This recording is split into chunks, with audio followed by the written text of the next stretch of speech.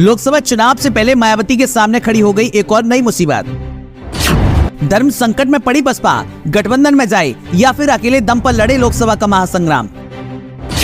बुआ बबुआ की जोड़ी को फिर साथ लाने की बात पर गौर फरमा रही बसपा, चुनाव में हो सकता है महामिलन। 2024 लोकसभा चुनाव जैसे जैसे नजदीक आ रहे हैं, वैसे वैसे राजनीतिक दल अपनी तैयारियों को अमली जामा पहनाने में जुटे हुए हैं।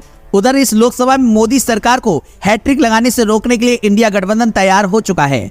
कांग्रेस, सपा, आरएलडी समेत तमाम विपक्षी दल एक साथ बीजेपी का मुकाबला करने को तैयार है, लेकिन इस वक्त सबकी निगाहें बहुजन समाज पार्टी पर टिकी हुई हैं। हालांकि बसपा सुप्रीमो मायावती पहले ही इस चुनाव के लिए 1 लाख चलो की राह चुन चुकी हैं, लेकिन इंडिया गठबंधन के कुछ दल मायावती को साथ लाना चाहते हैं। इसी बीच दावा किया जा रहा है कि मायावती अपने जन्मदिन यानी कि 15 जनवरी को कोई बड़ा ऐलान कर सकती हैं।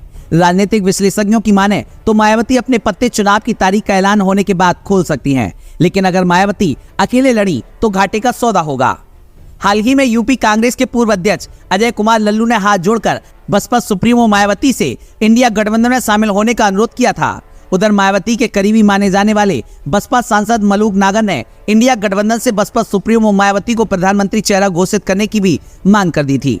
कांग्रेस नेता अजय कुमार लल्लू ने कहा था कि इस समय के माहौल के चलते इंडिया गठबंधन बहुत जरूरी है, इसलिए हाथ जोड़कर बहन जी से अनुरोध करता हूं कि देश, लोकतंत्र, संविधान, गांव, गरीब, दलित, पिछड़े के आरक्षण को बचाने के लिए बहन जी भी इस गठबंधन का हिस्सा बने।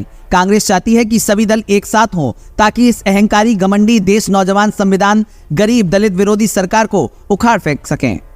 वहीं बसपा सांसद मलूक नागर ने अपने एक बयान में कांग्रेस के 2 नेताओं का जिक्र करते हुए कहा था कि कांग्रेस नेता कह रहे हैं कि यूपी में अगर बसपा साथ नहीं आती तो बीजेपी यूपी में 73 से 75 के बीच सीट जीत जाएगी। यही नहीं, बसपा सांसद ने कहा कि कांग्रेस नेता कह रहे हैं कि अगर बीजेपी को पूरे देश से हराना है तो बीएसपी को साथ लाना होगा। इसलिए अगर कांग्रेस या गठबंधन के दल दलित प्रधानमंत्री का चेहरा चाहते हैं तो मायावती जी को पीएम उम्मीदवार डिक्लेयर कर दें। हालांकि बसपा सांसद ने कहा कि राजस्थान, उत्तराखंड और एमपी में कांग्रेस ने बसपा विधायक तोड़े हैं, इसलिए वे मायावती से माफी मांगे।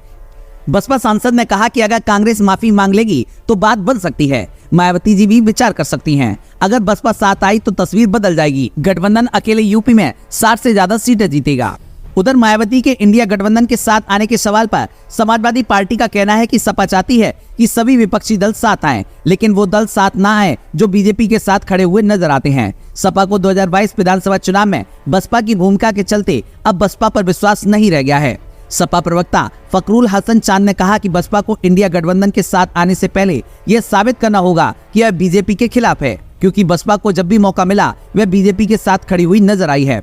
बहरहाल देखना अब यह होगा कि अपने जन्मदिन के दिन मायावती कौन से सियासी पत्ते खोलती हैं।